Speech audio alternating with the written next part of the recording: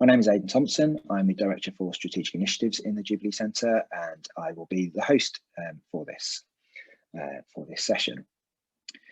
Introducing how the running order will go, we have three speakers. So we have first Professor Nancy Snow of Oklahoma University, Professor Andrew Peterson of the Jubilee Centre and the University of Birmingham, each of whom will be speaking for about 20 minutes on the webinar's theme on cultivating civic friendship in education. Both Nancy and Andrew have got a written paper to complement their talk this afternoon, and those papers will be going on the website, linked with a recording of this webinar. It should be up within 24 hours of concluding, so by tomorrow evening UK time. After Nancy and Andrew's presentations, we will invite Professor Lieven Boeve to give a response to the papers, and Lieven's paper will also be on the website tomorrow. After that, I'll hand over to my colleague, Dr. Jörg Schulte-Altedorneburg, to chair the question and answers. If you do have, just to repeat myself, if you do have any questions throughout the course of the three presentations to any one speaker or to all speakers, please do post them in the chat and we will return to those at approximately 5 o'clock. We should have a good 25 to 30 minutes to go with the Q&A. But without further ado, I would like to invite Professor Nancy Snow to begin. Professor Nancy Snow is Director of the Institute and Professor of Philosophy at Oklahoma University. That is the Institute for the Study of Human Flourishing. Nancy is a longtime friend of the Jubilee Centre, and she was co-director of the Self, Motivation and Virtue Project, and also the Self, Virtue and Public Life Project, both multi-million-dollar research initiatives. She is the author of more than 45 papers on virtue and ethics, and also has written Virtue as Social Intelligence, an Empirically Grounded Theory, published by Routledge in 2009, and Contemporary Virtue Ethics, published by Cambridge University Press last year. Co-author with Jennifer Cole-Wright and Michael T. Warren of Understanding Virtue, Theory and Measurement, published this year by Oxford University Press. But without further ado, I would like to hand over to Professor Nancy Snow to begin this Civic Friendship webinar. Thank you, Aidan. Thanks to the Jubilee Centre for hosting this webinar series, and thanks to Andrew for inviting me to co-present with him. Can everybody hear me? I'm assuming that you can. Yes, we can. Thank you. Andrew is going to be managing these slides. Andrew, do you want to put this in presentation mode?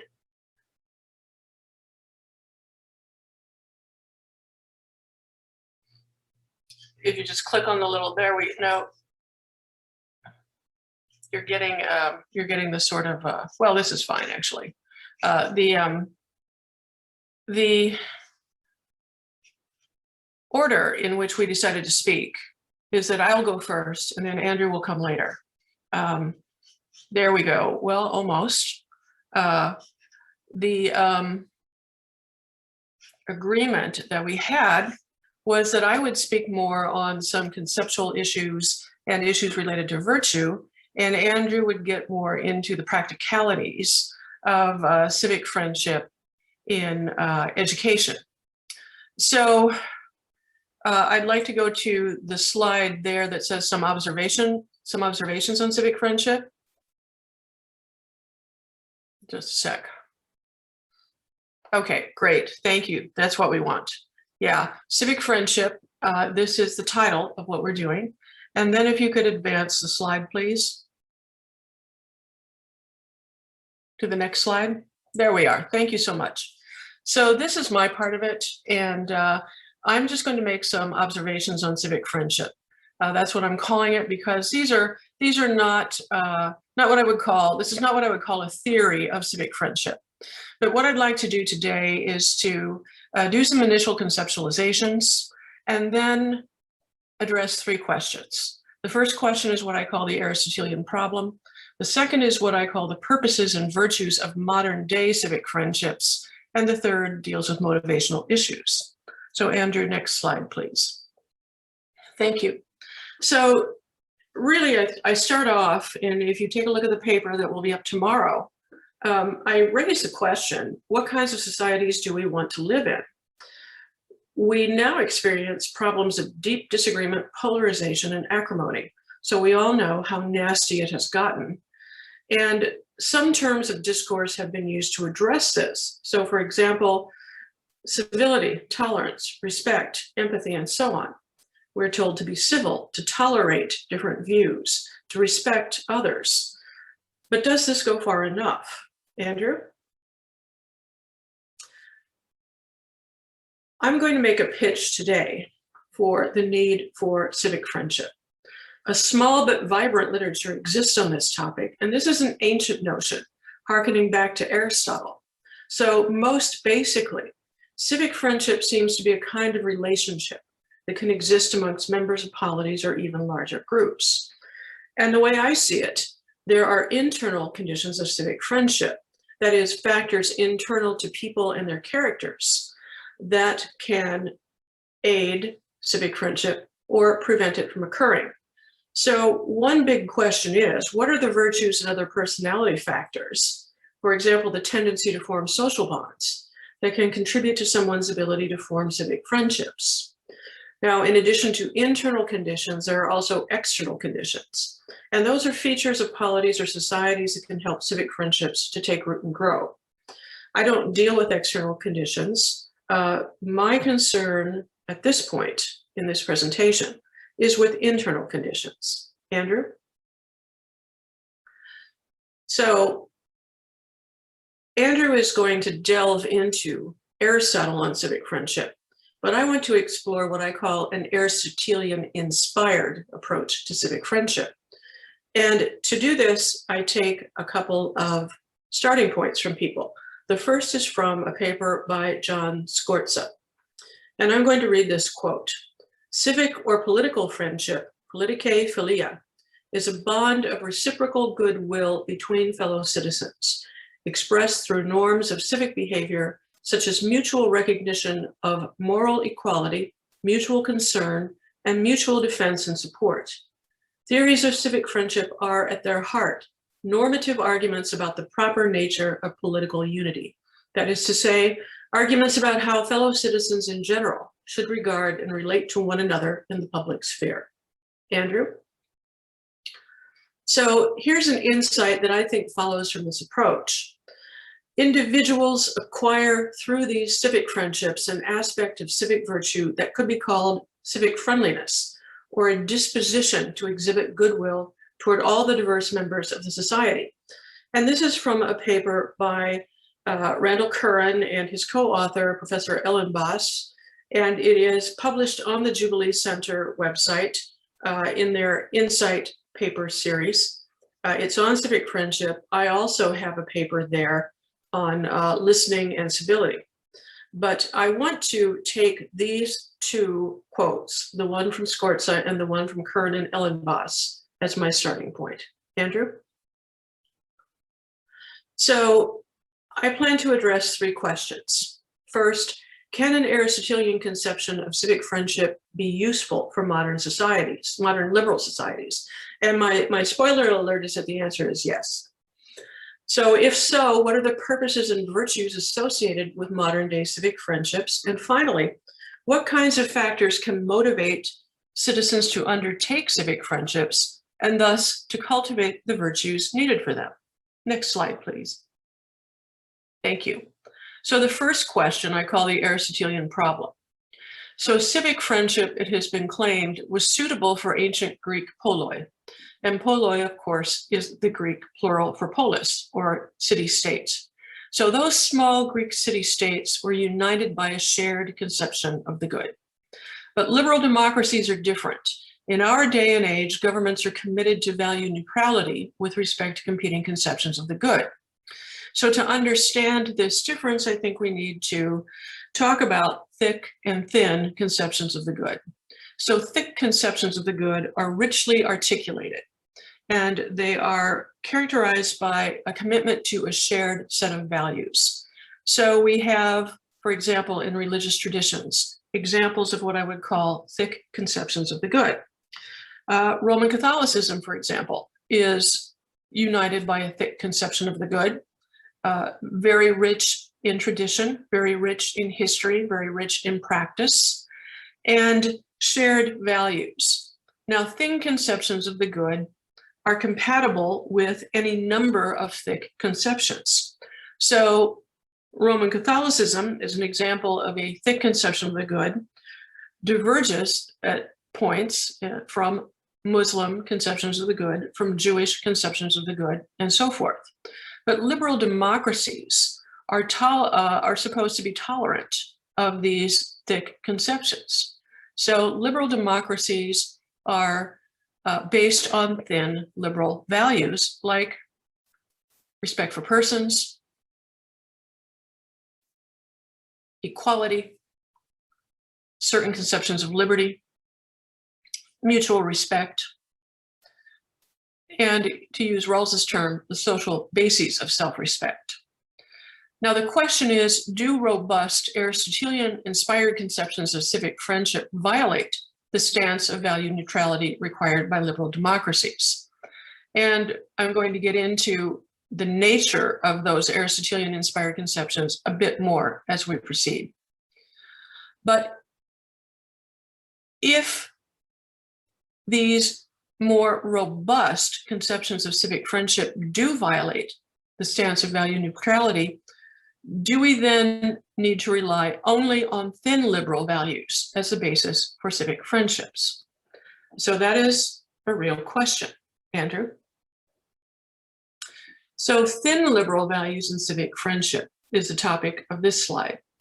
So can we form and sustain civic friendships based on thin liberal values, such as toleration and civility? For example, can we form reciprocal goodwill amongst citizens based on only those values? So toleration and civility, I think, are compatible with deeper levels of disapproval and even hostility. And I've addressed this in the paper that I have in the Insight series, which is on the Jubilee Centre website. Civic friendships formed on the basis of these thin values could be quite thin and unable to withstand the pressures of polarization, deep disagreement, and even acrimony that tear the social fabric.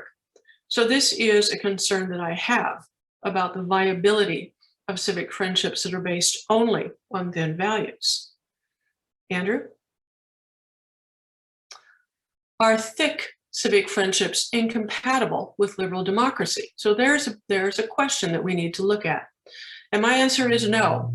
Though liberal democracies themselves must adopt a stance of value neutrality toward thick conceptions of the good, citizens are free to take a variety of stances toward conceptions of the good they don't share.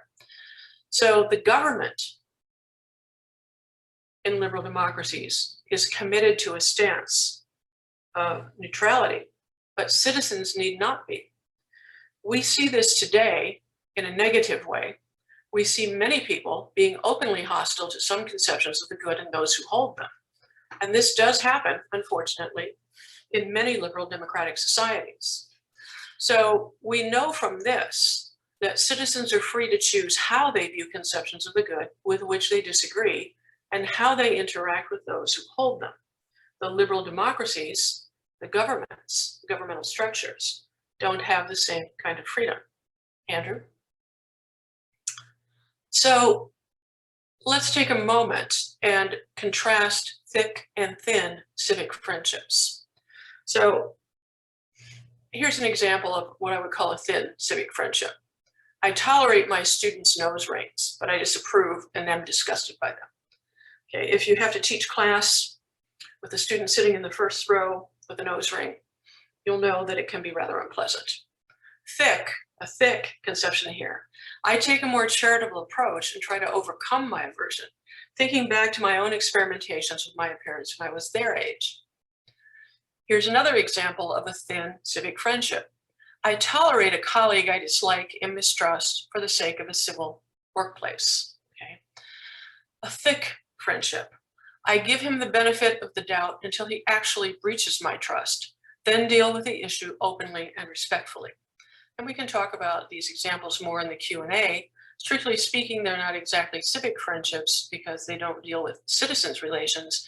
But what I'm trying to do here is to give an insight into the difference between a thin approach to a friendship and a thick approach to a friendship. Andrew? So the question that I want to take on next concerns modern day civic friendships. So if robust civic friendships can occur in modern liberal democracies, what should they look like? So we can approach this question in various ways, but I want to do it by thinking about the purposes of civic friendships. Andrew? So in the ancient Greek polis, the purposes of civic friendships were to solidify the shared conception of the good and encourage common bonds among citizens that help society to function. There was a shared conception of the good, people held that conception. How could the common bonds and that good be promoted within society in a way that allowed for the good of the whole to emerge? In liberal democracies, the purpose of civic friendship is different. It's to help society, in particular the political aspects of society, to function smoothly by creating and sustaining a shared environment of mutual respect, goodwill, trust, and cooperation among citizens. In other words, civic friendships create and sustain a functioning social fabric. Now, I think this can be done without having a thick shared conception of the good, and that's the big difference. Now, the purpose of civic friendships in non-ideal contexts is to repair the damaged social fabric. That is, moral and civic repair becomes essential for a ruptured social fabric cannot sustain the smooth functioning of political society. Next slide. So what are the virtues that contribute to civic friendship? Andrew is going to talk about these in some detail, but I want to suggest open-mindedness and intellectual humility as intellectual virtues, charity, empathy, and perspective taking, and forgiveness and generosity. Next slide. So I do want to talk a bit about the limits of civic friendship in the time that I have. And I want to do it by contrasting two cases: anti-vaxxing and anti-masking versus religious conflict. So in the religious case, people need not give up their deeply held beliefs to achieve empathy or the other virtues, or to develop civic friendships. They can simply acknowledge that others who disagree have a legitimate right to their views and ways of life, provided that those views and ways of life don't cause harm. So if you are a Jew, you can certainly respect Roman Catholics and vice versa. And you don't have to give up your religious beliefs to do that. But the anti-vaxxing and anti-masking cases are different. The beliefs of one party are false and her activities are dangerous to society. So if someone holding those beliefs or others that are false and dangerous refuses to give them up or is not open to questioning them and revising them, it's doubtful that we can or should have civic friendships with them.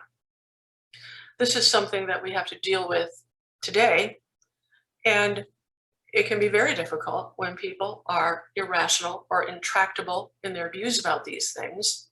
And these are the kinds of views that are harm-causing and can really make civic friendships difficult or normatively undesirable. Next slide. So I'm going to suggest that if people are not open to changing false or harmful beliefs and activities, we shouldn't have civic friendships with them. And this harkens back to the purposes of civic friendships. The social fabric can't be sustained, nor can damages to it be repaired by the dogmatic perpetuation of false and or harmful beliefs and the pursuit of socially harmful activities. Next slide. So finally, I want to address the motivational issue. How can we motivate people to undertake the changes needed to form and sustain civic friendships? Next slide. Very, very roughly, we can divide motivations into two large types: attraction and repulsion. So consider attraction. We are attracted by the idea of civic friendship itself and the social and political benefits it can bring: amicable, rich, trusting, and hopefully enduring relationships amongst citizens. the kind of reciprocal cooperation needed for the smooth functioning of society. Society is characterized by citizens of virtue and goodwill, and a strong and healthy social fabric that's resistant to damage and disruption. Next slide. Repulsion. We're repelled by the breaches of civic friendship in our societies, the political polarization, name-calling, acrimonious disagreements, and rude and disrespectful behavior that have so often become parts of our daily lives. So at the extreme end of this, we find violence, damage to property, physical and emotional harm to persons, and even death. Many people are appalled by these trends and seek to reverse them. Next slide. Excuse me. So I want to suggest that motivations based on harm avoidance won't work. The motivation to avoid these kinds of harms will not bring us full bore into civic friendships. It could well be that some people will seek to minimize overtly negative interactions, but not make the extra effort to cultivate robust civic friendships that incorporate empathy, charity, open-mindedness, forgiveness, and other alternatives. Next slide.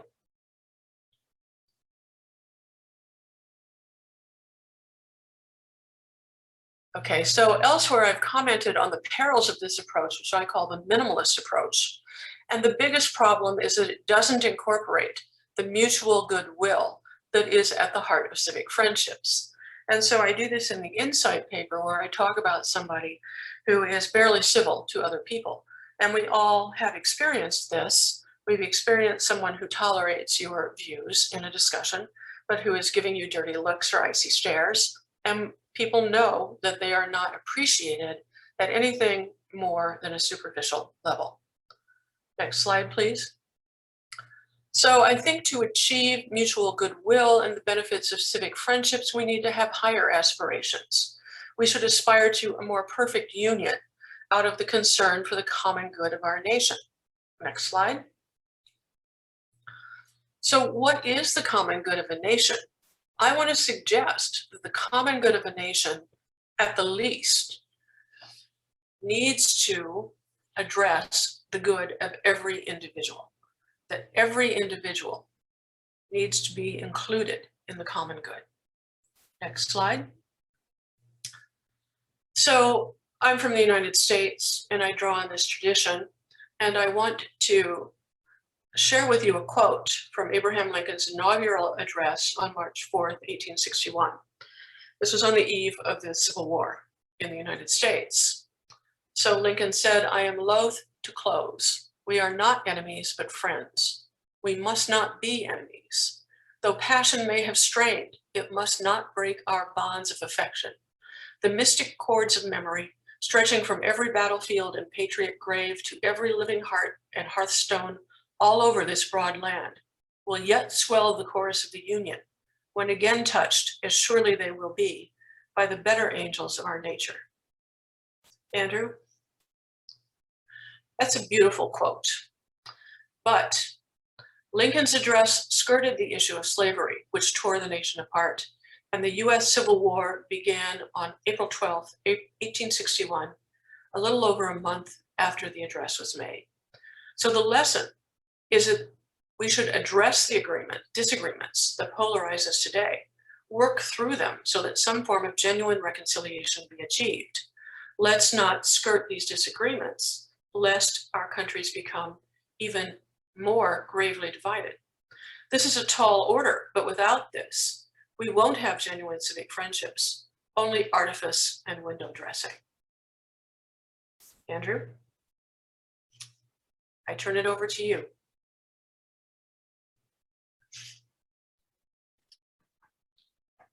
Thank you, Nancy, and thank you, everybody. Thank you to all those involved in organising and attending the session this afternoon. So to pick up on some of the themes and to focus more directly on cultivating civic friendship in education. Well, those of us interested in whether and how civic friendship might be cultivated in education might focus on one of two interrelated concerns, both of which Nancy has spoken about. First, we might focus on the normative concept and conceptions of civic friendship. What does civic friendship mean? What virtues are central to civic friendship, and so on? Or we might take a more engaged and empirical approach in focusing on what goes on in localities, such as within their schools, their immediate communities, and to consider whether and how what we consider to be civic friendship, whether that term is itself used or not, is being conceptualized and cultivated. And in this presentation, my aim is to say something about both of these areas. And I'll focus first, I think, on some challenges, some of which Nancy has already mentioned, but to say a bit more about these. So today we live at a time in which widespread concerns have been raised about various aspects of democratic culture, trend towards incivility in public discourse, increasing polarization, fractured communities, and a persistent lack of inclusion and justice for various groups in society. I should add that's not to say that everything is bad and that there aren't very hopeful and inspiring elements that already characterize communities in relation to civic friendship, but I think these concerns are well recognized and certainly are fairly dominant within mainstream media. So too, as digital and social media have expanded, serious concerns have also been raised about the impact of such media platforms on the health of democratic lives. Clearly, the current political context of many democratic societies holds significant challenges for citizens, for citizenship, and for civic character. And so one might wonder why, or even how, the Aristotelian concept of civic friendship is of any value or use. It's important to note also from the outset how challenging it is to develop a clear conception of civic friendship within contemporary democracies. The concept of civic friendship is not one that is commonly used outside of academic circles, and indeed particular academic circles at that. Not necessarily unconnected to this lack of use in everyday language is the concern that civic friendship is anachronistic and a vestige of past times. Such a view holds that the bonds and mutual fellow feeling between citizens that characterises civic friendship are just simply not possible in large, liberal, representative democracies today. And a case in point is the view expressed by Michael Walzer in the 1970s, when he argued that, to open the quote, "We expect citizens to be tolerant of one another, and this is probably as close as we can come to that friendship which Aristotle thought should characterise relations among members of the same political community. For friendship is only possible within a relatively small homogeneous city, but toleration reaches out infinitely," end quote. Even if we do not share the pessimism about the viability of civic friendship, it seems sensible to accept the basic idea that the possibility of civic friendship, including its formation in schools, faces particular challenges when invoked in today's contexts. These challenges involved are not only due to size, but also include the heterogeneous and plural nature of liberal democracies, the aforementioned extent of various threats to democracy, and the level of commitment to individualism and the free market, which has come with the associated concern that talk of community and the common good can be a threat to individual autonomy and freedom. So to start to work through these challenges, some core definitional work is necessary in order that we have at least a working definition of civic friendship. And here I think we need to start with Aristotle. To understand Aristotle's concept of civic friendship requires that we engage with various aspects of his work: Nicomachean ethics, Eudemian ethics, the art of rhetoric, and his politics, as well as with contemporary commentaries on civic friendship. But before progressing to what is meant specifically by civic friendship, I think we need to understand Aristotle's wider conception of friendship, or philia. Aristotle understands philia in this general sense as doing well by someone, not for his own sake, doing well by someone for his own sake, out of concern for him, and not, or not merely, out of concern for oneself, as Cooper reminds us. In Book 2, Chapter 4 of The Art of Rhetoric, Aristotle contends that your friend is the sort of man who shares your pleasure in what is good and your pain in what is unpleasant, for your sake and for no other reason. Here we have the core idea of concern for the good of the other. Aristotle distinguishes between three types of friendship: those based on pleasure, those based on character and virtue, and those based on utility. Now, while others offer different readings, civic friendship is best understood as a form of friendship based on utility and common advantage, but which crucially includes the mutual well-wishing for each other's sake that is associated with Aristotle's general sense of friendship. In the Eudemian ethics, Aristotle suggests that civic friendship, more than any other, is based on utility, for it is the lack of self-sufficiency that brings people together. In addition to this, Aristotle seems to reserve friendships based on character and virtue for closer, more intimate relationships, and to limit the extent of these. So civic friendships civic friendship is not of the intimate kind of character friendships, but this said, civic friendships do care about the kind of persons their fellow citizens are. They care about the well-being of their fellow citizens, and they are therefore committed to inquire and learn about the interests of fellow citizens. So as such, civic friendship is undermined when political associations are dominated by narrow interests and factionalism, and when levels of material inequalities are high. In fact, in the Eudemian Ethics, Aristotle suggests that civic friendships are the only ones that are not merely friendships, but are partnerships between friends. The justice on which friendship of utility is based is justice par excellence, because it is civic justice, close quote. And this terminology of partnership is instructive and speaks to a mutual connection and fellow feeling between citizens. Members of a partnership look out for the interests of others, working on the basis of mutual trust and concern, as Nancy has spoken about. So too, members of a partnership are aware that their own immediate interests may have to be renegotiated in the context of the collective and the common good. This does not ask of citizens that they meekly allow their interests to be subjugated, but rather first that they trust that fair and inclusive processes have been followed in which all voices have been paid due attention, and secondly, that they perceive that their fellow citizens share this mutual trust and well-wishing.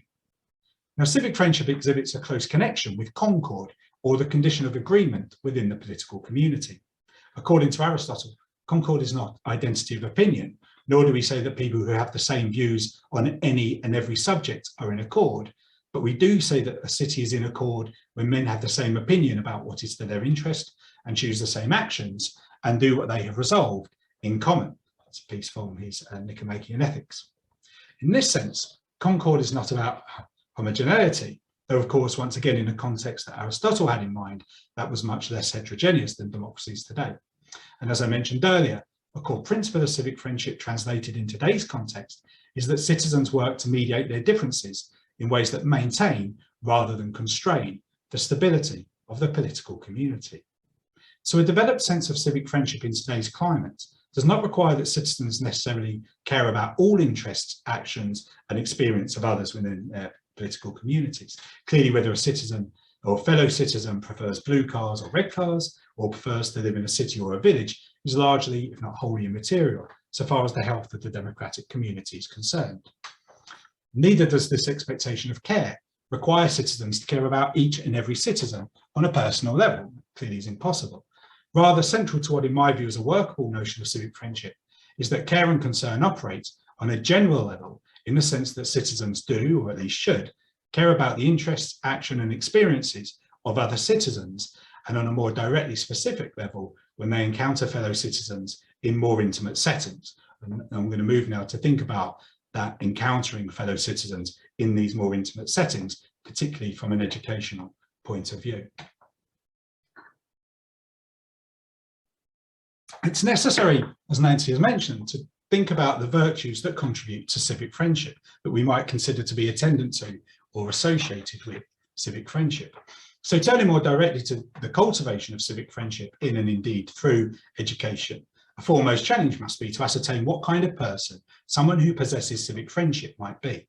We might say, for example, at a more general level, that a civic friend is someone who understands themselves as part of a common endeavour, viewing and acting with care and concern for their fellow citizens. And once again here, the idea of mutual fellow feeling is crucial. And doing so with the interests of their fellow citizens at heart. Such a conception contrasts with a citizen who is overly selfish and acts with disdain and contempt for others in their communities. So how might education form children who do understand themselves as part of a common endeavour and who view and act with care and concern for their fellow citizens? As Nancy has suggested, one way to begin to respond to this question is to consider the precise virtues that are attendant to and are associated with civic friendship. To be clear, my argument is that to develop a clearer idea of the more abstract notion of civic friendship, we need to say something about those virtues that can readily be understood to be central to and for civic friendship. But what might those virtues be? Well, though not necessarily a settled list, I think it would be generally accepted that civic friendship requires citizens who are civil, who are open-minded, who are intellectually humble, and to some degree or other, care for their fellow citizens. And these virtues are important, and they're certainly necessary for the fellow feeling and concern, regard, and so on for others and other citizens that civic friendship involves. However, I'm not convinced that they're sufficient if we have a more substantive sense of civic friendship in mind that can, for example, be differentiated from more general concepts such as tolerance or respect, both of which, in my view, place less of a burden on citizens. My concern here educationally is whether such virtues go far enough in terms of engendering a commitment to the welfare of other citizens and to the general common good of the community, or indeed of communities. We might say that whilst virtues such as civility, open-mindedness, and intellectual humility are prerequisites of civic friendship, they cannot do all the work needed for civic friendship to develop or flourish. And this brings into question whether other virtues I would also cast as civic virtues, are fundamental to and for civic friendship. So if we turn to these virtues that perhaps are deeper and might be just or more important for civic friendship, 4 seems to me to be particularly important, not least with the focus and audience of this seminar series in mind, but also if we are serious about helping children to come into meaningful relations with others in their political community. These are solidarity, forgiveness, sacrifice, and service. In my view, a well-developed and detailed account of civic friendship should have something to say about each of these 4 virtues. But given the time available, my focus in the remainder of the presentation will be on service. Since its inception, the Jubilee Centre has conducted numerous studies on young people's service, including what it means to develop a habit of service. These studies have been firmly focused on the development of social action or service learning programs, which, to draw on a definition of social action provided by a leading organisation in the UK, comprises practical action in the service of others. However, these studies have generally suggested that while service is a core concept of social action, as one social action provider counted, service and citizenship go hand in hand with social action, notable hesitation surrounds the term. In the Centre's Habits of Service study, a number of social action providers indicated that they had strong reactions against the term, with one stating that service is a word they really don't like. So what were the reasons for this aversion to the concept? Well, for this provider, service implies to me, you go into service, you become a servant, and therefore you're doing what you're told to do. And it implies something far away from what we want, which is child-led or student-led. They continued, it goes against that somehow. And I just think it's kind of subservient, the word subservient, rather than actually taking action and being proactive and a leader, rather than sort of you're sitting back and letting it happen to you. That's what it implies to me, end quote. Another provider suggested that while, open quote, service absolutely is the core of what we're about, we would just never use the word. Similar views were also expressed in the study by a number of the young people spoken with. More recently, over the last few months, we've been conducting interviews with school leaders as part of our Civic Virtues Through Service to Others project. Once again, similar hesitations about the term service have materialised. A number of the school leaders have stated that they do not talk about service. Some put this down again to negative connotations of service, either because it is suggestive of subservience or because serving others might be viewed as condescending or patronising to those being served. Others spoke about how service conjured up images for themselves and their pupils of military service. One school leader stated that, open quote, social action is a phrase that feels empowering, it feels strong. They hear it, so pupils hear it, see it in their own social media platforms. It's about making change, being part of change, whereas service does feel more subservient. Just has that root, I guess, doesn't it? And so we don't use that language at all, end quote. And a further point worth mentioning here is that a number of the schools who reported that service and indeed wider concepts of civic virtue are not a concept used in the day-to-day lexicon of the school, instead spoke in much more general terms, citing some sort of general proxy, often left relatively vague and ill-defined instead.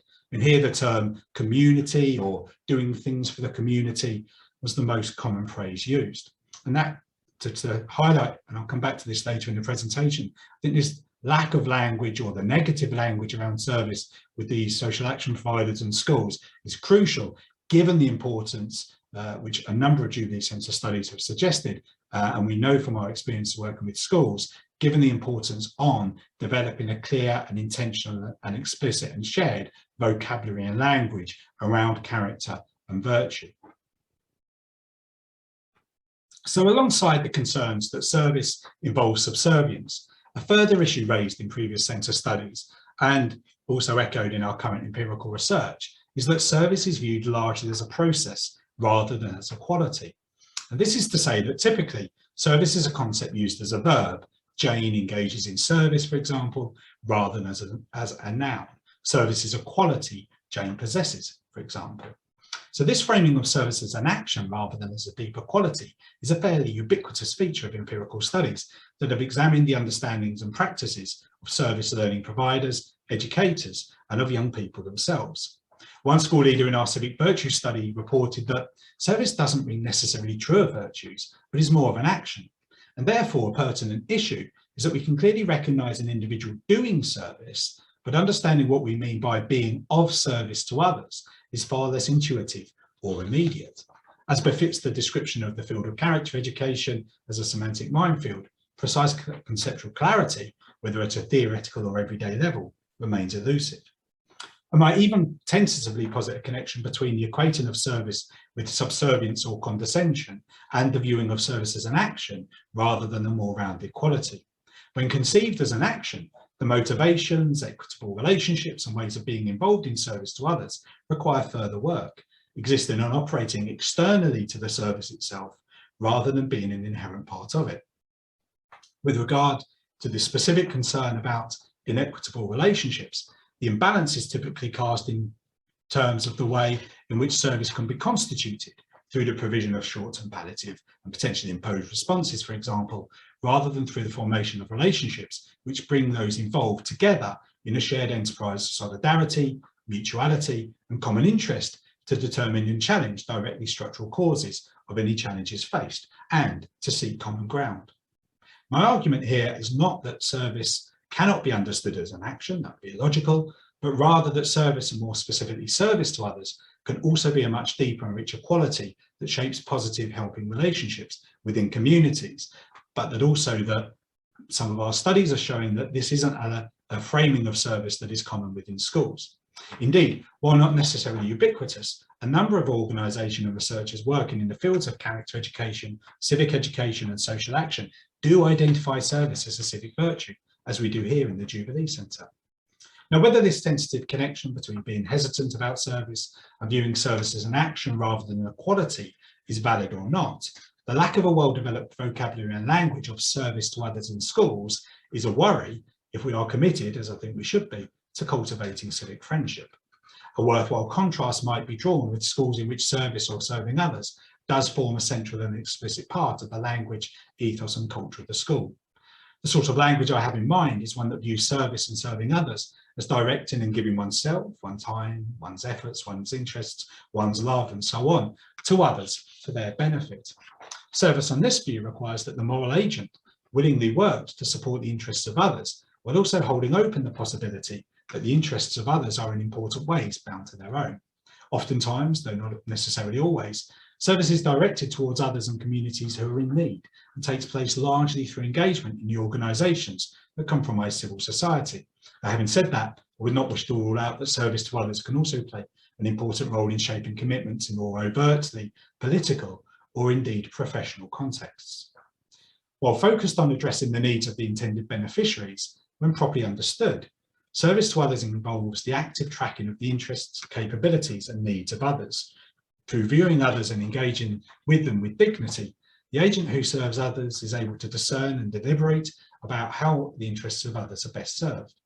Service to others is then about appropriately informed and directed helping actions in support of others. And as Guittine suggests, service, to open the quote, can only be a virtue when the assistance provided respects the human dignity of the people affected by the action. This way, service becomes a manifestation of love. To return to the empirical data, some schools are working in ways that seem more aligned with this deeper understanding of service as a virtue than the more hesitant views considered earlier. A school, for example, that I researched in Australia had service as one of the school's core values. A Christian foundation, the school worked hard to develop in pupils the virtue of serving with an open heart. though offering pupils a Christian education, school leaders, teachers and pupils of the school spoke of how the idea of serving others was open to and important for all within the school community. This development did not only consist of engagement in a range of actions and activities, though clearly they were important, but included as well a clear and common language of service as a virtue, which was apparent and permeated throughout the school and acted as a foundation from which activities and discussions and reflections upon them could develop. Data collected recently, again as part of our current project on civic virtue through service to others, gives a further picture of how the embedding of an explicit and meaningful conception of service forms a basis for extending oneself to one's fellow citizens and the community. One school leader we interviewed, for example, compared their current school with the previous school. Now, whereas their current school did not use a developed language of service, according to the school leader, if service is used in the school, the response generally from pupils would be, "What do you mean I'm serving somebody? Why would I be doing that?" The latter school, their previous school, was one in which a vocabulary of service to others, including the community itself, permeated the culture. Several other leaders we spoke with echoed this view. One leader from a primary school spoke of the importance of serving others to engendering dignity and pride in their local community and in the community beyond.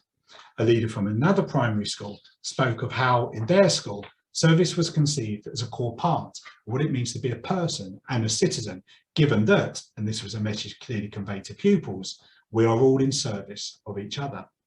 A further leader, this time in a secondary school, recounted how service to others lies at the heart of the school's work and character education, and the ways that children at the school encountered role models of those who have and do serve their communities, as well as undertaking service to others themselves.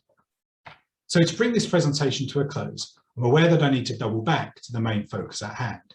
More bluntly, what have these comments about service got to do with civic friendship? Well, my intention has been to suggest that civic friendship asks a lot of citizens as it does of educators and their pupils. It requires particular qualities, including civic virtues, that connect people to other citizens within their communities. Before we can develop meaningful educational interventions for civic friendship, as educators, we need an explicit and clear vocabulary and language of civic friendship and, as I hope to have suggested, its attendant virtues that has meaning and purpose.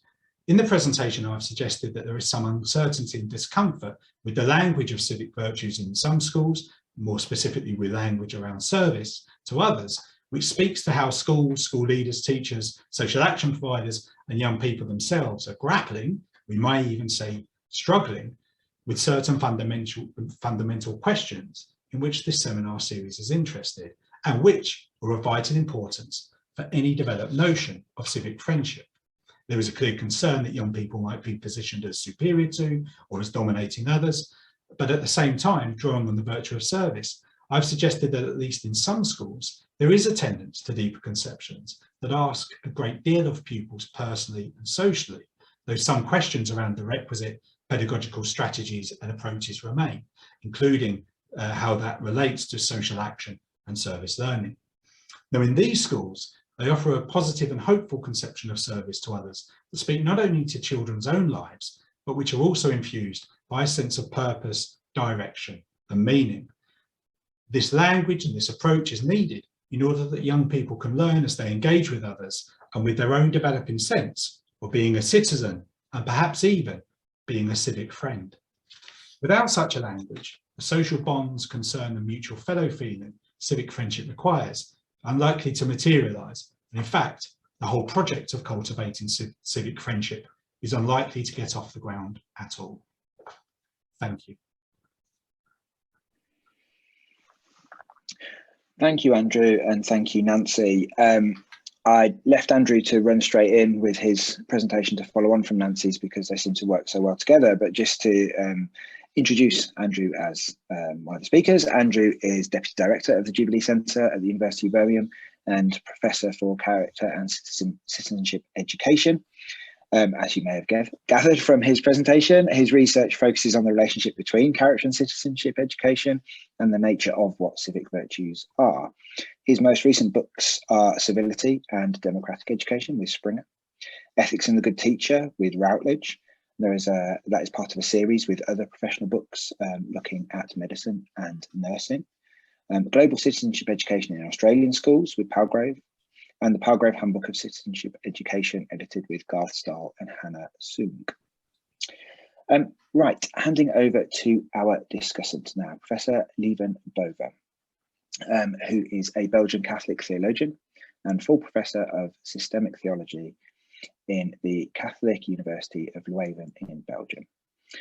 Professor Boeve serves as Dean of Faculty, and since 2012 has been the chair of the Centre for Academic Teachers Training. Hand over to Lieven now to give a response to both Nancy and Andrew. Thank you very much. First of all, I would like to congratulate the two speakers for their very clear papers. And I will respond to them from my own double professional involvement in these kind of reflections. First of all, as the introducer said, I'm a professor in fundamental theology, researching the relationship between Christian faith and contemporary context, and more precisely the way in which the contemporary post-Christian and post-secular European context challenges Christian faith and theology to recontextualize themselves in order to regain theological legitimacy and contextual relevance. Secondly, I will also do so as the Director General of Katholiek Onderwijs Vlaanderen since 2014. I have become the Director General of the network organization representing and sustaining more than 2,500 Catholic schools in Flanders. And in that capacity, I am engaged in developing and realizing a new Catholic pedagogical project appropriate to schools situated in a highly secularized and pluralized Flemish context. A project which goes under the name of the Catholic Dialogue School.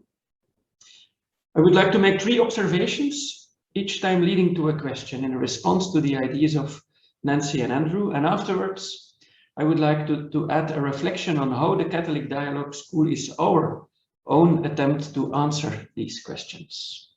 The first observation concerns the discussion whether and or how the virtue of civic friendship can be relevant in today's context, and both speakers in that regard find their inspiration in Aristotle's concept of civic friendship.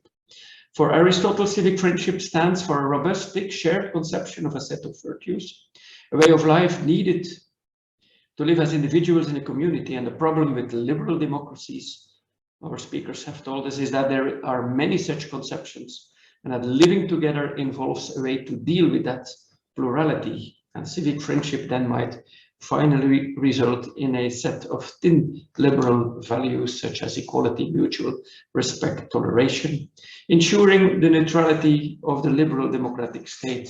The issue at hand, however, as Nancy reminded us too, is that individuals are free to respond differently towards others whose values differ deeply from theirs. That kind of potentially conflictuous plurality in effect often leads to incivility, polarization, exclusion, inequality, violence. And the thin liberal democratic conception of civic friendship, therefore, will not suffice to constitute the social fabric to cope with that kind of difference. We need a more robust conception of civic friendship, Nancy argues, nurtured by intellectual and moral virtues, and an environment motivating us to embrace and cultivate such virtues. However, I would add, at the same time, we should not downplay that the very plurality of ways of living and thinking, the difference and potential conflicts involved in our current societies. Even a discussion about what we supposedly have in common might result in even more difference and plurality, misunderstanding and conflict. It is dangerous to presume a kind of common set of values underneath or beyond the differences of lifestyles, patterns of meanings, ideologies. And the question therefore ends as follows: how to arrive at a more robust common set of values which enable to live a common life in difference, not despite that difference, undoing or overcoming it, but in fully respecting it, thus in the midst of that difference. And further, how then to educate our youngsters in it, not as a new way of life, adding to the plurality, of ways of life, but as a kind of accompanying set of values to be embraced and fostered within the very difference of ways of life, as something we discover as common in dealing from our very different positions with the plurality and difference of others. First question. My second and third observation relate to Andrew's distinction in ways to cultivate civic friendship in education. First, he mentions a more conceptual way, so to say from concept to practice. And second, a more engaged approach, starting from what happens today in schools. There's the other way around, from practice to concept. First, from concept to practice. As regards the concept of civic friendships and the virtues which are covered by it, one cannot but notice that both Nancy and Andrew ultimately refer to deeply relational concepts. And Nancy mentions concepts such as open-mindedness, provisional trust, taking the perspective of the other, charity, intellectual humility, forgiveness, sympathy, compassion, empathy, and so on. Andrew, for his part, starts from a deep concern for the other. And remarkably, when reflecting on cultivating civic friendship in education, he first of all doubts whether the virtues associated with civic friendship by Nancy are sufficient to come to a more substantive sense of civic friendship. For instance, engendering a commitment to the welfare of other citizens and to the general common good of the community, as he mentions on page 6. After which he adds 4 other virtues: solidarity, forgiveness, sacrifice, and service. In the end, it would seem that it becomes very difficult to even consider the concept of civic friendship as put forward by our 2 speakers outside of a deeply relational anthropology. An anthropology in which the subject is decentered from within the relationship to the other, from the encounter with the other. So given my first question, referring to the dealing with difference in a context of plurality, one would wonder whether philosophical approaches, such as, for instance, Emmanuel Levinas's philosophy of the other, might assist in rethinking the very nature of the virtues which have been associated to civic friendship. Why not immediately invoking a relational anthropology? My question runs, especially when reflecting in education, which is by its very constitution deeply relational, the teacher-pupil bond. Or in other words, why start with Aristotle and not, for instance, with Levinas? Which brings me to my third observation, and again, third question. I was very much struck by Andrew's opposite movement from practice to concept, with a focus on the virtue of service as a virtue connected to civic friendship. He first noted that in schools, service as a term often is misunderstood as subservience and thus not used by the schools or by people within the school, or is viewed, secondly, as an activity done by somebody rather than a quality fundamentally characterizing a person. That is a quality shaping positive, helping relationships within communities, as he mentions on page 8. Secondly, and in my perspective even more important, Andrew deplores, and I quote, the lack of a well-developed vocabulary and language of service to others in schools. End of quote. And at the same time, he refers to empirical research showing that schools which inhabit an atmosphere of service and share a clear and common language of service, rather than organizing a series of activities of service, do make a difference. In his conclusion, he therefore accentuates the need for, and I quote again, an explicit and clear vocabulary and language of civic friendship and its attendant virtues. End of quote. So the issue of the particular language, and I would add of a narrative, which is practiced in our schools, indeed is crucial. At the same time, however, it would seem that quite some of our vocabulary seems to be outdated and even misunderstood. Therefore, a third question: what kind of language or narrative may create an environment favoring a robust concept of civic friendship and the virtues accompanying such conception. So 3 questions: how to arrive at a more robust common set of values which enable to live a common life in difference, not despite that difference, but in fully respecting it. Secondly, if we call upon deeply relational values in order to do so, why not start our reflection from a relational anthropology? And thirdly, what kind of language may support an environment in which such set of values will be fostered, learned, embraced, and practiced? To these 3 questions, the project of the Catholic Dialogue School, which attempts to recontextualize the Christian identity of the Catholic school network in Flanders, as I told you, 2,500 schools, intends to offer an answer. And in the remaining few minutes, I will limit myself to some initial insights indicating in what way this project offers opportunities to cultivate civic friendship using the language of dialogue in difference. The project of the Catholic Dialogue School is inspired by a Christian relational anthropology, of which dialogue is then the defining concept, the encounter with the other as a mutual challenge and learning experience for all involved in school life. To this dialogue, the plurality of ways present in current society are welcomed, on condition that each one of them, and so the pupils living from these ways of life, that each one of them is willing to engage themselves in this dialogue. And in line with its own mission, the school then is assigned to enter the Christian voice within that dialogue, not as the position everybody should hold or strive at, or as the presupposed consensus, but as a particular voice in its own right, challenging everybody present in the dialogue, both Christians and non-Christians alike. Such dialogue then is not constituted by symmetrical relationships, but by continually shifting asymmetries between those engaged in dialogue, speaking and being spoken to, being listened to and listening. Shifting asymmetries which invoke shifting vulnerabilities having to do with being allowed to speak, being not allowed to speak, being received in listening, not being received in listening, and so on.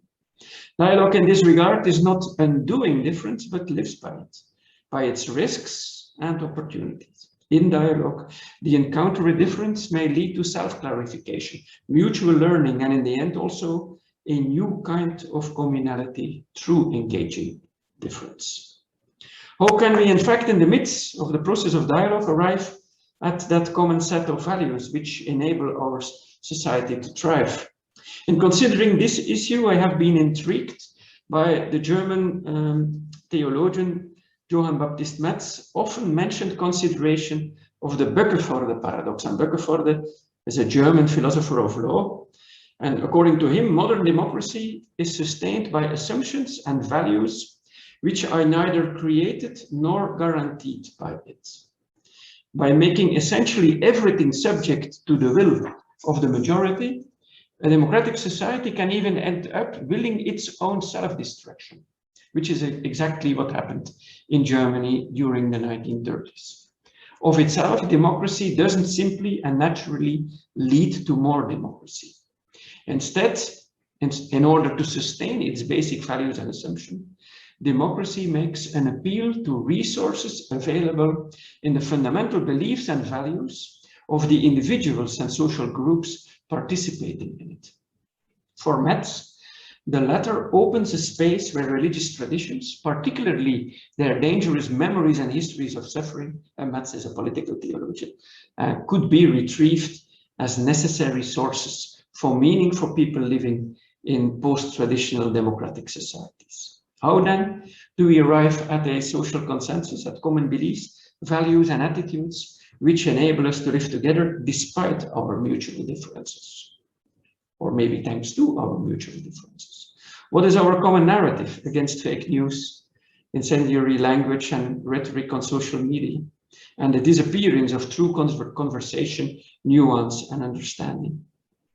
And is that narrative then shared by a sufficient amount of people so that it can provide the basic beliefs and attitudes needed to ensure democracy's survival? Until recently, indeed, our society had traditions which were strong and widespread to contribute to a social to a true social consensus due to the processes of detraditionalization and pluralization also within these traditions themselves. This no longer seems to be the case. The only way to offer a solution to this lack of established consensus then is if the various traditions and positions in our society enter into dialogue and thereby reach a kind of new consensus, not despite their differences, but through engaging these differences productively.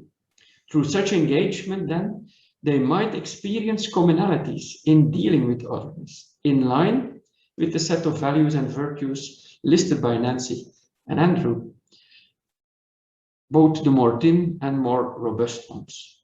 It is through engaging others that potentials of these values and virtues can be mobilized within the very traditions and ways of life of the participants to the dialogue.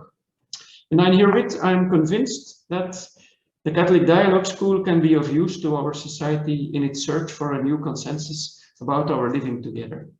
Inspired by a relational anthropology it lives from, its goal is to introduce everyone, regardless of their personal convictions, to the traditions and narrative, old and new, which are present in our society. Through dialogue, we teach our students to think about, deepen, question, and enrich their own identities, and then be able to communicate this to others. Thereby, we enable the values and attitudes necessary to uphold our democratic society, to become anchored in the individual's unique sources of meaning, whatever what they are. Thank you very much. Thank you very much, Lieven. I'd like to hand over to my colleague Jörg Schulte-Altedorneburg now from Porticus in Dusseldorf to chair the Q&A. Thanks very much, Aidan. First of all, a big thank you to Nancy, Andrew, and Leuven for these inputs. We've received some questions, as you might have seen in the chat function, and I hope that you're fine with it, Aidan. I think we will leave the floor to the other attendants to ask their questions, and I hope that they will ask their questions personally. So Andrew Mail is the first one to ask his question to Nancy and Andrew. Andrew, would you please unmute yourself?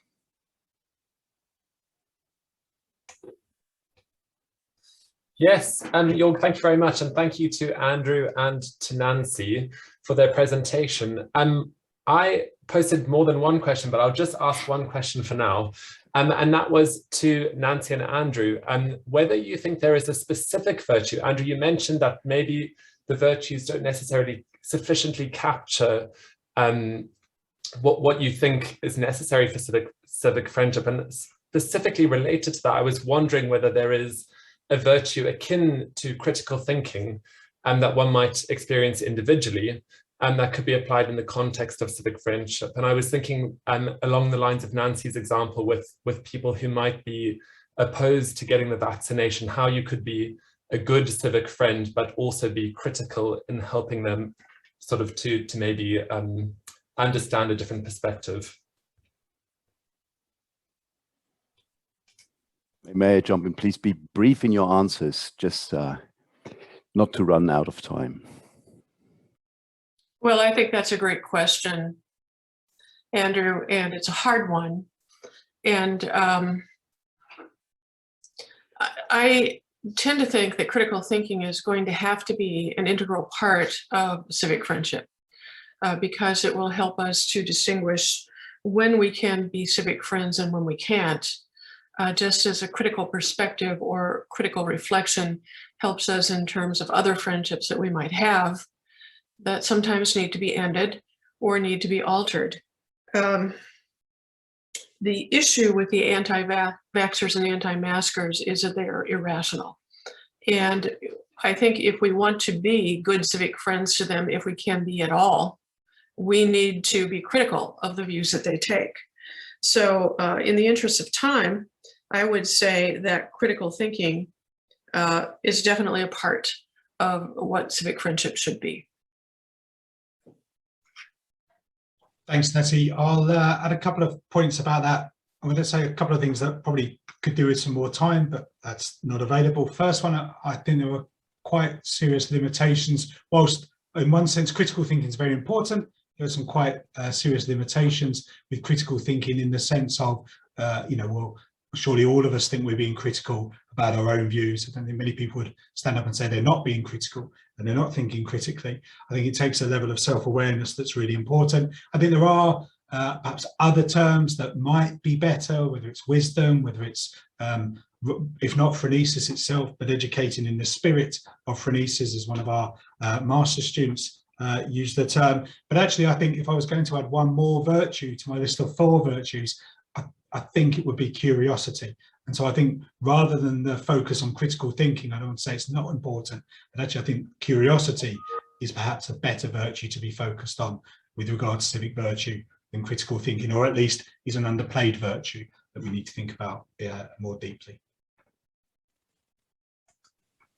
Okay, Lieven, would you like to add something to these questions, to these answers? I think that in view of what I have said, critical thinking in one way or another is something which indeed should be developed from within the traditions engaged in the societal dialogue. That's not something you have and which stands on itself. No, it's something you develop within the way in which you deal with your own tradition, your own ideas.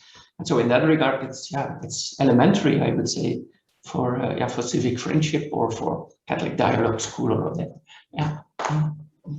Okay, thank you. Then I hand over to Catherine O'Leary for her question. Catherine, would you please unmute your? Thank you. Thank you to all the speakers. I've really enjoyed your presentations. The question is for all speakers, really, just about how or if a civic friendship can become a character friendship, and if so, at what point we think that transition might occur. And if it does, whether any of the virtues that we associate with civic friendship are either lost or maybe changed as a result of becoming a character friendship instead.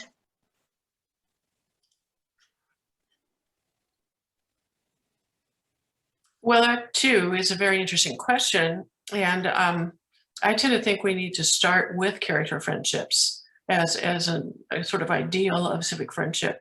And then to say that civic friendships are better or worse to the extent to which they approximate character friendships. So I would say you need to start with good character and develop true civic friendships on the basis of that. Now, another way of looking at it, I suppose, is to say that civic friendships are no more than friendships of utility in the Aristotelian sense. But I think if you do that, you're starting off with sort of an impoverished conception of what civic friendship could be.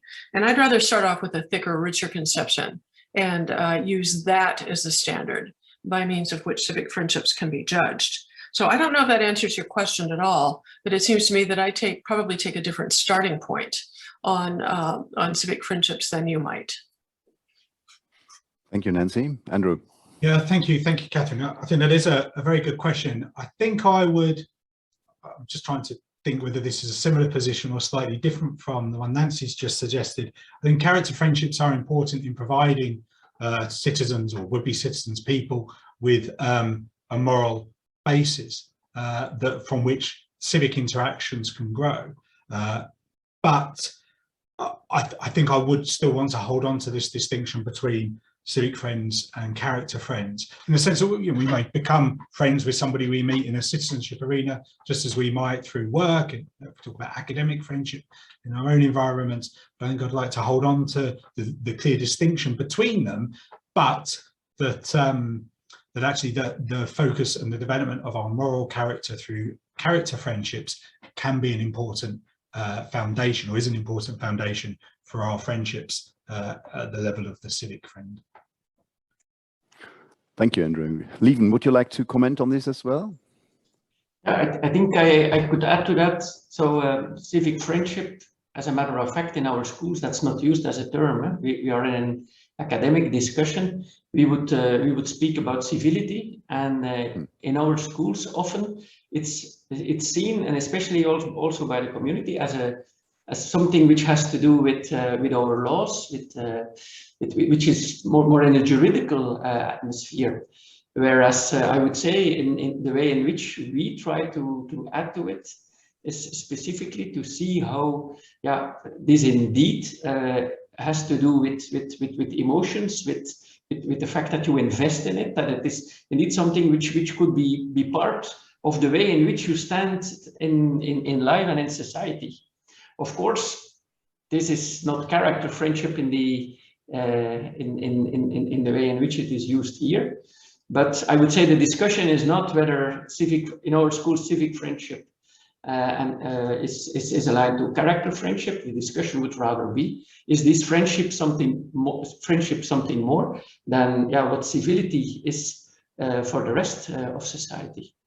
So what do we add in our pedagogical projects to civility, which makes from civility civic friendship? I don't know whether I express myself clearly enough. But, that would be a pedagogical question in our schools. Yeah. Thank you. So I think we've got some minutes for a last question and very brief answers.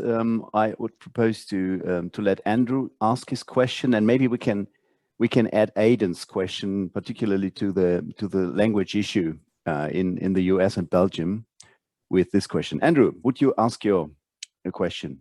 Lovely, thanks very much, Jörg. And this actually builds on perfectly from what Lieven's just said, and it relates particularly to the fact that service wasn't a popular term among pupils. I wonder whether friendship is, and whether or not friendship is ever used, Andrew, specifically from your perspective in current research or previous research, whether teachers or schools use the concept of character friendship and civic friendship intentionally or pedagogically.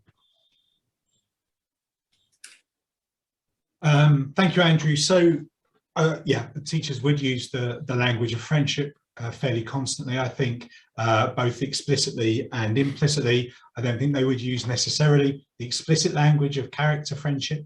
They would certainly approximate to that, and would use terms that we might consider academically to be part of what forms a character friendship, but I don't think they would necessarily use the explicit term character friendship. There is some research on this. I know Christiansen's writing a book on this. I know previous colleague David Walker, for example, when he was at the centre, did some studies on a small study on friendship. So there is some beginning research on friendship. It's actually an underexplored area.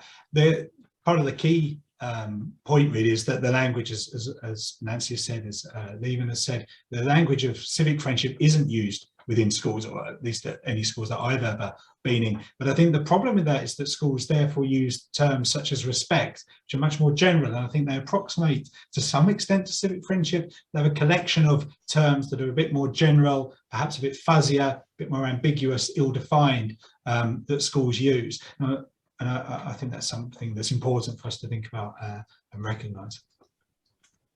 Okay, Nancy and Lieven, you might have read Aidan's question on the language of service in Belgium and in the US.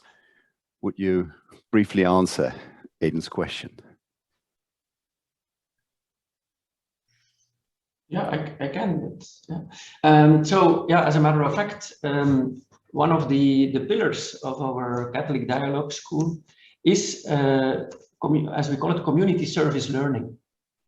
Because if you start from the encounter with the other, yeah, where do you have it? Community service learning is very much dealing with the encounter of the other. But we do not, so as the three words are very important for us: community, service, but especially also learning. And for us, it's not just service. No, it's learning to know yourself and yeah, what relationships are from being engaged in serving. And I must say, yeah, the language of the Catholic Dialogue School, in one way or another, has helped us to reinvest meaning in the, you could say, the older language of service. And in that way, I don't think that at this very moment, that, for instance, what Andrew said about the word service being burdened by subservience and so on, I hope that we can try to evade that kind of thinking precisely by investing it in you with meaning from the Catholic Dialogue School. But it's very important for our project and for the realization of our project. Thank you, Lieven. Then the last answer is coming from Nancy. What is your perspective on Aidan's comment? Yeah, Aidan's comment and Andrew's second question are very important. I mean, the language issue is key, and it's vexed in Oklahoma because civility has been associated here with keeping people quiet and a certain silencing of individuals whose views rankle other people or challenge the accepted hierarchy. And I'm thinking here of Black Lives Matter and white supremacy. Also in conversation with indigenous people, as you probably are aware, Oklahoma is home to a number of Native American tribes. In conversation with those folks, they dislike civility because it is linked with civilization and civilizing, and they don't regard themselves as uncivilized and never have. So, you know, there's quite a bit of baggage that we have here around the term civility, and quite a bit of baggage that we have here around the term service, which is related to service learning, but not in a way that is conducive to civic friendship or, you know, civic engagement. It's often used as a way to get another line on your resume to, you know, to get an academic advantage. So, you know, we have these issues surrounding the use of language, and we've struggled with them. And most recently, we have here, a group of us here working on it at the university, have come up with civic engagement as a virtue. And that's because, again, there were objections to civic friendship, that some members of some groups don't want to be friends with members of other groups. So, you know, it's just a situation in which we are dealing with terms that are already quite latent, and it's trying to find a way through to find a language that can really express the ideals that we want to cultivate. So let me just say that from our perspective here in Oklahoma, this is still very much a work in progress. Thank you very much, Nancy. Now I hand back to Aidan. Thank you, Jörg. Thank you to speakers Nancy, Andrew, and to Lieven. Thank you to Jörg for chairing the Q&A. That brings us to the end of this webinar. Thank you very much to those of you who have attended and stuck with us. We might have been slightly smaller on number, but I think the discussion itself was very rich, and some really interesting topics that have been brought up. Just to repeat what I said at the start, a recording of this webinar plus the papers that each speaker has given will appear on the Jubilee Centre website tomorrow. A final reminder then of the two webinars that conclude this series, Fostering Personal and Social Virtues. The next one will take place on the 12th of October, which is Fostering Digital Wisdom for the Digital Age, with Dr. Tom Harrison, Dr. Karen Bolin, and Professor Maria Sink. And then the final, fifth webinar in this series will take place on the 9th of November, introducing the goals of Aristotelian Thomistic education, with Professor James Arthur, Professor Tracy Rowland, and Professor Ines Weaver. But that brings us to the end, and you are all free to go and enjoy the rest of your day, whatever time it is where you are. But thank you very much, and all the best.